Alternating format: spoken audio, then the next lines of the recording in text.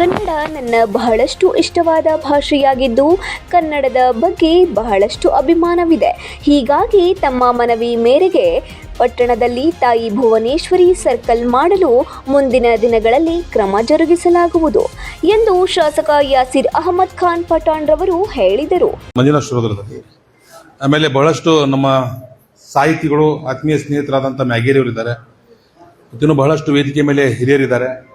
ಇಲ್ಲೂ ಕೂಡ ನಮ್ಮ ಕಾಳೆಯವರು, ಮಲ್ಪೆಟ್ಟಿಯವರು, ಬಾಬರವರು, ನಮ್ಮ ಮಲ್ಕಾಜ್ ಗೌಡರು, ನಮ್ಮ ಕಡೆಮನಿಯವರು, ಶಂಕರ್ ಗೌಡರು ಇದ್ದಾರೆ.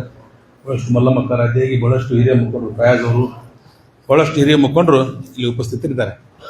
ಅವರಿವರೆನ್ನದೇ ವೇದಿಕೆಯ ಮೇಲೆ ಆಸೀನರಾದಂಥ ಎಲ್ಲ ಗಣ್ಯಮಾನ್ಯರು ಹಾಗೂ ವೇದಿಕೆಯ ಮುಂಭಾಗದಲ್ಲಿರುವಂಥ ಯಾವತ್ತು ಕನ್ನಡ ಅಭಿಮಾನಿಗಳೇ, ಮೊದಲಿಗೆ ಲೇಟಾಗಿ ಬಂದಿದ್ದಕ್ಕೆ ತಮ್ಮಲ್ಲಿ ಕ್ಷಮೆಯನ್ನು ಯಾಚಿಸ್ತೇನೆ.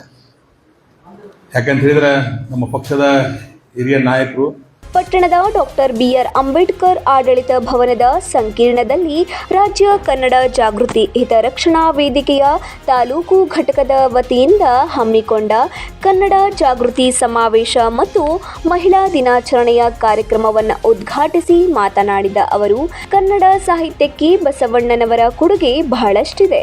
ಸಮಾನತೆಯ ಸಂದೇಶವನ್ನ ನಮ್ಮ ಸಂತರು ಶರಣರು ನೀಡಿದ್ದಾರೆ.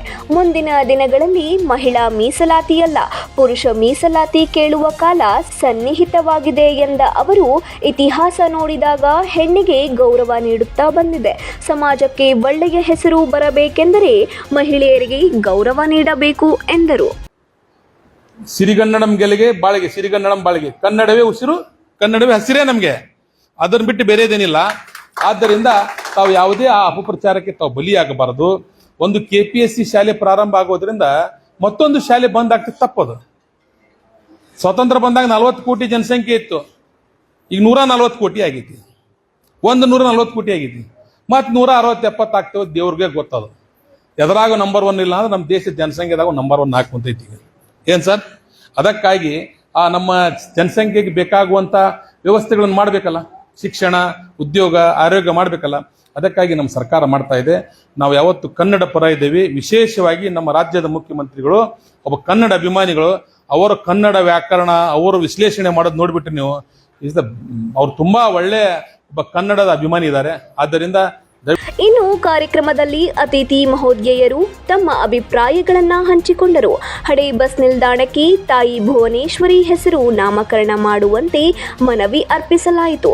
ವೇದಿಕೆಯ ರಾಜ್ಯ ಮಹಿಳಾ ಅಧ್ಯಕ್ಷೆ ಮಧು ಬಿಸಟ್ಟಿ, ಮಹಿಳಾ ಜಿಲ್ಲಾಧ್ಯಕ್ಷೆ ಗಂಗಮ್ಮ ಕೋರಿ, ಶಿವಾನಂದ್ ಮ್ಯಾಗೇರಿ, SF ಮಣಕಟ್ಟಿ, ಮಂಜುನಾಥ್ ಕಾರಡಗಿ, ಹನುಮನ್ ಚಳಗೇರಿ, ಅಶೋಕ್ ಕಾಳೆ, ಬಸವರಾಜ್ ಜೇಕಿನಕಟ್ಟಿ, ಮಲ್ಲಮ್ಮ ಸೋಮನಕಟ್ಟಿ ಮತ್ತು ಫಯಾಜ್ ಸವಣೂರು ಸೇರಿದಂತೆ ವಿವಿಧ ಮುಖಂಡರು, ಮಹಿಳೆಯರು ಹಾಗೂ ರಾಜ್ಯ ಕನ್ನಡ ಜಾಗೃತಿ ಹಿತರಕ್ಷಣಾ ವೇದಿಕೆಯ ಪದಾಧಿಕಾರಿಗಳು ಉಪಸ್ಥಿತರಿದ್ದರು.